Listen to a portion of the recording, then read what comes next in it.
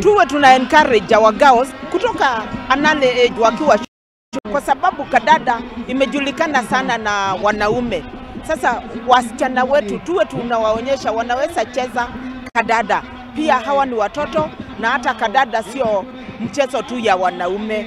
Tuwa encourage wakiwa very young so that they can grow with it. Instead of fighting about alcoholism, instead ya kusimama vijana sijui wameingia hot sect, tuwaweke pamoja, tulete kadanda na tutakuwa tumewashikilia. Moso tumeona vijana leo, wasichana leo wakicheza. Na nimefurahia sana. Hapa ni mahali tutapata nafasi kuambia kuhusu teenage pregnancy. Hapa ni mahali tutapata nafasi kuongelesha kuambia vile wasichana wanauliwa kule Nairobi. So nimshukuru Mary na nimwambie tuendelee kuweka vijana wote pamoja, tunapata mahali pa kuongelesha na to help them unlock their potential in sports.